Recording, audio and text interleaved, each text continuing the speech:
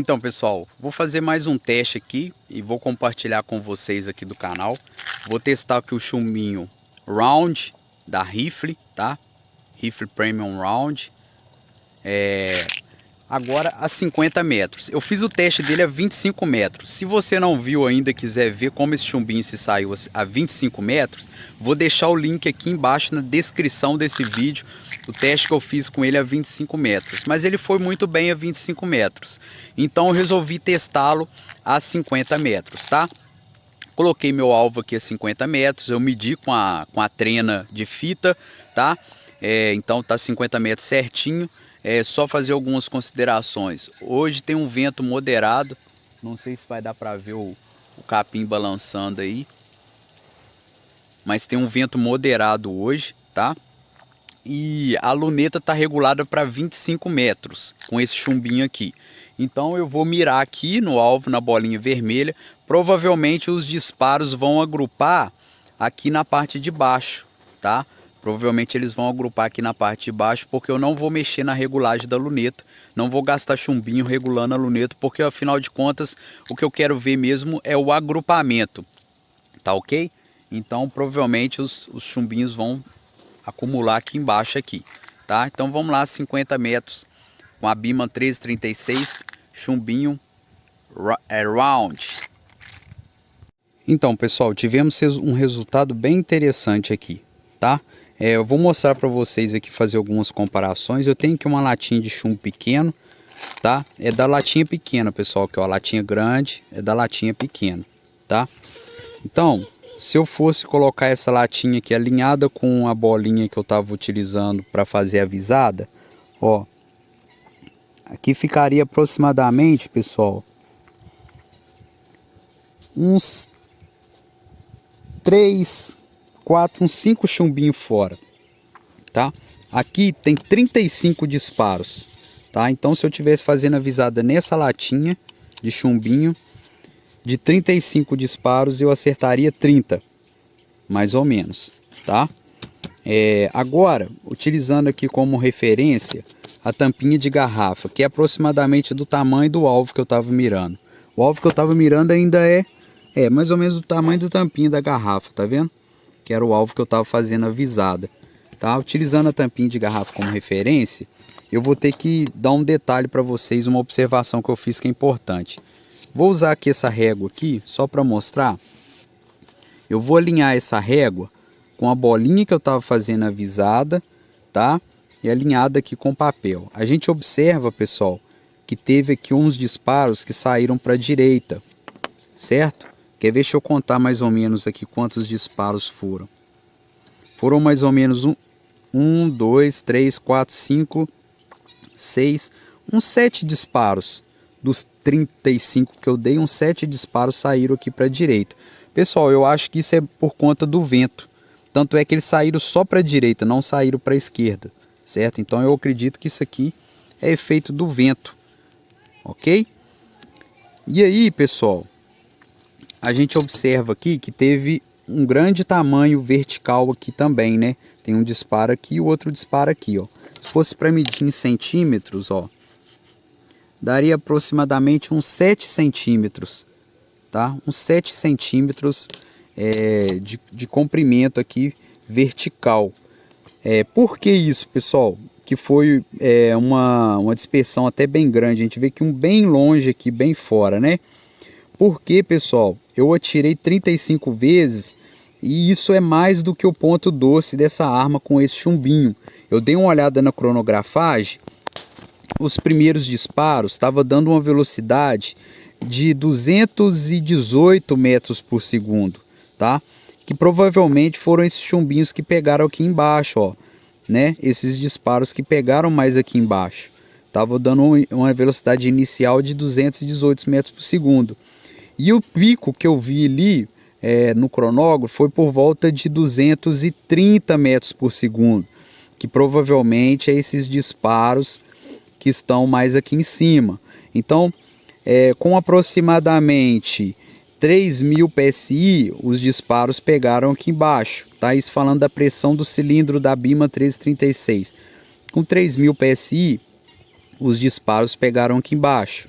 quando ela estava lá por volta dos seus 2.600, 2.500 PSI, os disparos já pegaram mais aqui em cima, certo? Foi esses disparos com a velocidade maior tendem a pegar mais em cima, tá? E entre os 2.800 e os 2.200 por aí, 2.000, são esses disparos que concentraram aqui no meio, tá? Então, para ter um bom desempenho dessa arma a 50 metros, com esse chumbinho aqui,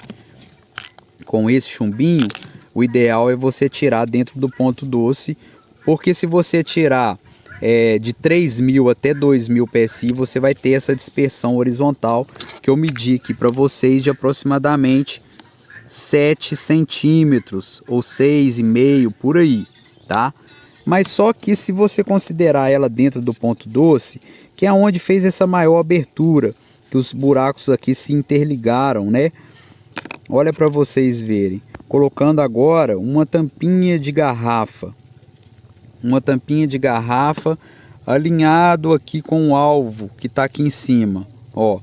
Então, ignorando os disparos que foram mais fracos, né, e os disparos que provavelmente foi o vento que deslocou, a gente teria um agrupamento sim bom numa tampinha de garrafa, tá? Então, se eu atirar ela dentro do ponto doce, eu não vou ter esses disparos aqui de baixo, certo? Ó, a tampinha está alinhada com o alvo lá em cima. Então, se eu atirar dentro do ponto doce, eu não vou ter esses disparos aqui de baixo que provavelmente foram com a velocidade menor, tá? Desconsiderando também os disparos mais altos, que foram os disparos com a velocidade maior, né? Que aí tem que ser ponderado, vamos dizer assim, em relação ao ponto doce, né? Excluindo esses disparos que foram todos para a direita, que eu acredito que sejam por conta do vento, a gente tem sim um bom aproveitamento numa tampinha de garrafa a 50 metros, que são todos esses disparos aqui, ó, onde a tampinha de garrafa cobre, né? Então, nessa minha análise inicial, pela primeira vez que eu estou utilizando esse chumbinho a 50 metros, eu concluo que eu preciso descobrir o ponto doce dele, certo? Preciso descobrir o ponto doce dele e